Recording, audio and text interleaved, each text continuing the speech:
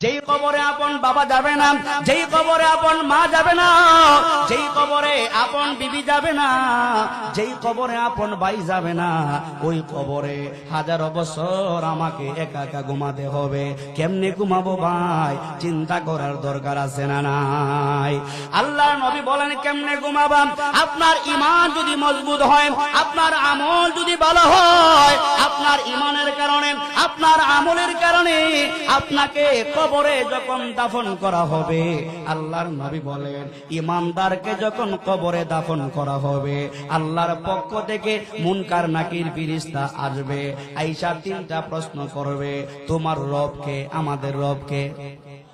এত আস্তে জুড়ে কোন রবকে? আমাদের রব একমাত্র আল্লাহ, সন্দেহ আছে নাকি? আমাদের রব একমাত্র আল্লাহ, সন্দেহ নাই। দুই নম্বরে প্রশ্ন করবে তোমার ধর্মের নাম কি, আপনার